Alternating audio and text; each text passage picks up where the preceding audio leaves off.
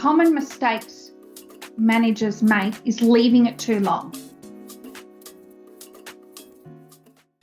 All right, let's get into this. Let's talk about, again, when an employee issue becomes formal. And having been associated with a lot of different businesses, mainly accounting firms, financial services businesses, I'll look at a percentage point of view, Jenna, and say that 95% of employers look at this reactively. And I want to work with you to say, how do we look at this proactively? So, what's the moment when employers should move from informal to formal? Yeah. When the situation or the matter, the problem becomes repetitive, when there's multiple issues, this issue, that issue, that issue, and it's like, okay, well, enough's enough, or when there's a repetition of the same matter, if you've had multiple complaints from staff about the individual and their performance or conduct, if you've tried to do the informal, softer approach but have had no success, the behaviours, the patterns are still there. And when you can see it's impacting the morale of the team or the business. Formal doesn't necessarily mean a warning and you're out the door, but formal protects you if you get to that position down the track. Formal means accountability, structure, and documentation, and they're all the things that we need to prove that we have in place when we want to move forward to, okay, this person is no longer, the relationship's untenable. So common mistakes managers make is leaving it too long. Trying to do the soft approach, trying to be the friend, trying to give them a second, third, fourth, fifth chance. Waiting too long is going to go against you, because at the end of the day, like, we have so many people call us and go, oh, this issue's been going on for 12 months. Yeah. And from the employee's perspective, they're like, well, I've been doing the same thing for the last year. Why all of a sudden is it a problem? And that's a valid question. And you don't want something like that to fall back on you.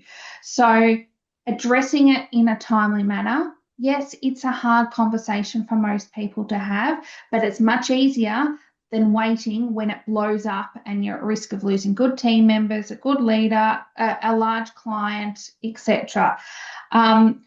Avoiding these issues is when you know you're doing that, it's too late. You need to address it in a timely manner. So that is what I would say the trigger. And if you end up in the Fair Work Commission, they're going to look at, well, why didn't you address this 9 months ago? You can't, a lot of people contact us when they've just shit's hit the bricks, basically, excuse my French, and enough's enough. Now, I get that, and life gets busy and you just push it to one side, but that's not going to help you when you need to defend your case. Yeah. And that's exactly right. If we sort of go back to that particular situation that I just spoke about before, you're right. You have chats, they're more informal. Let's say, for example, I can even still remember raising certain issues around behavior because back then, that particular business, we were doing, let's call it informal chats or performance reviews as opposed to a 12-month. We were doing it every quarter. So we were allowing two-way feedback.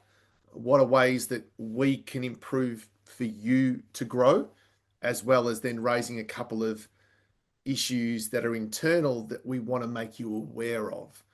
But you're right, just like we said before, today's the 23rd of June, and that's when 6 months goes like that. And that's the risk of waiting, isn't it? And not acting Correct. in the now.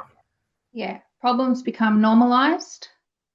There's generally a lack of documentation. You can sit here and say, but I've had 5 different conversations on these dates, but generally the documentation lacks. So any conversation you have, even if it's informal, document it by sending yourself an email. Dot points, this was discussed, these were the agreed actions, because that's time and date stamped, and that's going to support you when you move to the formal side of things. The risk of waiting, as I mentioned before, is the team morale. and also the trust in the team. They're going to lose confidence in their leaders if they don't address matters. It's like, well, how come this repetitive behavior, no one's addressed that, but I make one mistake and I get a slap on the shoulder. So that making sure that you're consistent with your approach. And high performers will become frustrated if they can see that people opposite to them that are causing problems, not performing, are getting away with it. They'll either reduce their performance, start to switch off, and potentially look for employment elsewhere. People want accountability. And I think that's by not having accountability, that is when you've left it too long and the risk.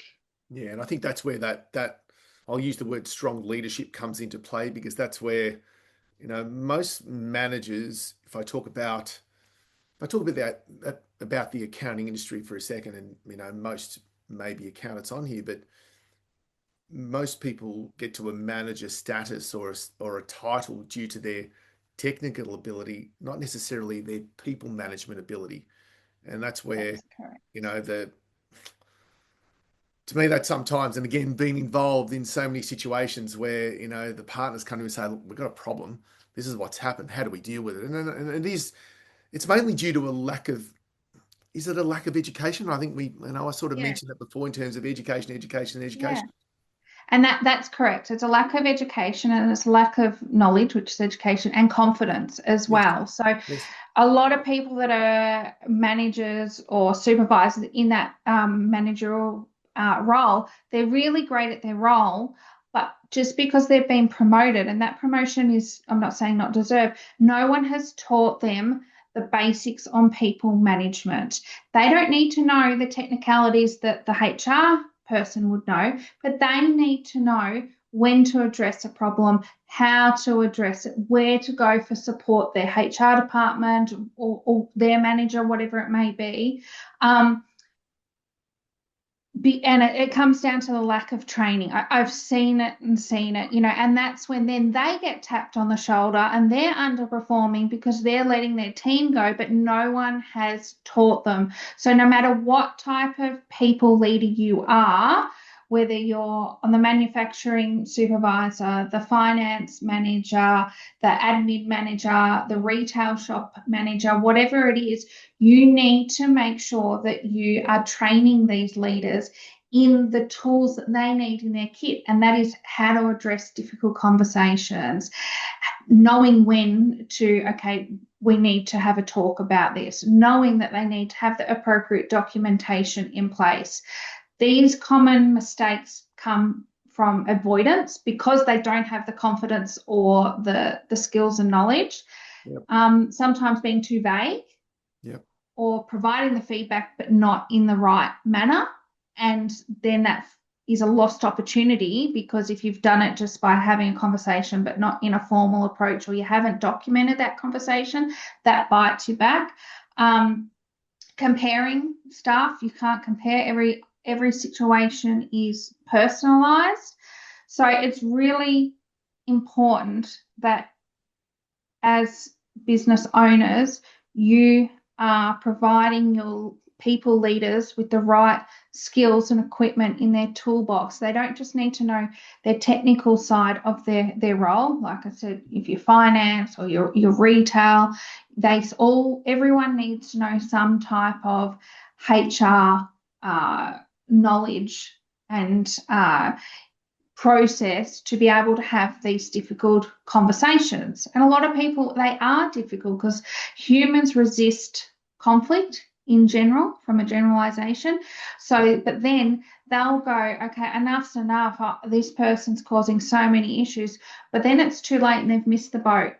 And Yes. if someone comes to us and says, oh, okay, we're going to start to address things formally. This happened 4 months ago. This happened 8 months ago. We're going to say, I'm sorry, we can't use those examples as definite. It has to be timely. I think that's where you sort of mentioned it before in terms, and again, I'll take everyone through that, not the detail of it, but team of, I don't know, team of 13 in Australia, turning over $2.5 million. So not a big team. So, you don't have HR specialist, practice manager, office manager in charge of the people. Again, don't have the skills. So even when it came to us, you're right. The first thing, more than likely, a director or partner, what are you doing to deal with it? But Yeah. if that overarching support, as you mentioned, isn't there to support, because it's probably something they haven't dealt with before. So to sit down as a management group, and it takes a lot of time to be able to do this. It's not a knee-jerk reaction. You got to talk to people, you got to understand, and then you got to seek advice from HR professionals, don't you? Correct, correct. Because these individuals aren't to know. You can't just assume. They need to have the ability to have the difficult conversations and to lead the situation, but they need to have the resources to fall back and rely to coach, guide, educate them through that. Yeah. So I guess that comes to when should you reach out for that professional support? Yeah. As soon as possible, because those people that are in that professional, for example, HR world, they know the triggers to pull, the strategies that we can put in place, the techniques that need to be used. The earlier you get someone involved, the better off you will be, because you'll be protecting yourself, you'll be following the right process, you'll have the right documentation, you're not going to get yourself in as much hot water, Mm.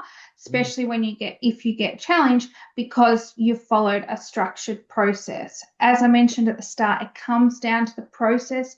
Yes, it sounds so repetitive, and that's a pain in the backside for most people, but that is what we get challenged on if it was to go to a third party for a dispute or into the commission or things like that. It's not necessarily the why for the performance management discipline, whatever it may be. It is how you got to what you're doing, and are you following procedural fairness?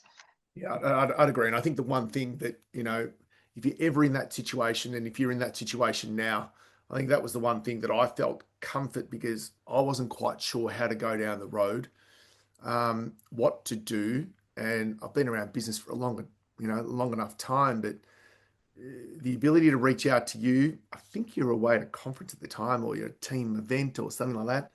And you came back to me and you gave me just simple steps to be aware of. Yes, at the end of the day, the business still had to make the decision whether we engage now actually or not. But it was like, right, there is a process here to follow. And I know you've been banging on process for the last 6 months since we've been doing this. And it's so important to do this because, and for everyone online, we're going to be talking about, in our next episode, I want to share a little bit about that. We're going to be talking about fair work cases and how to continue to protect ourselves.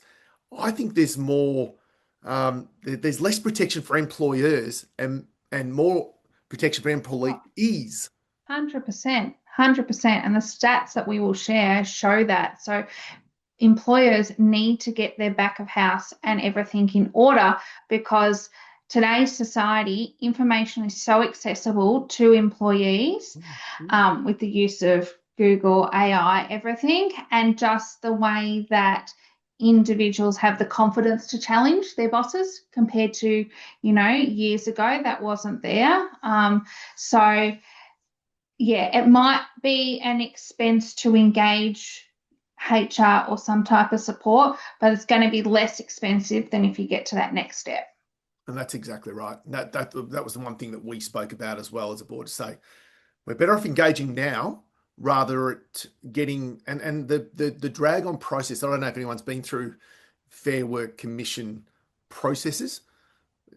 Could drag on for 6 months, could drag on for 12 months. The time and lost time in being reactive, it isn't worth it.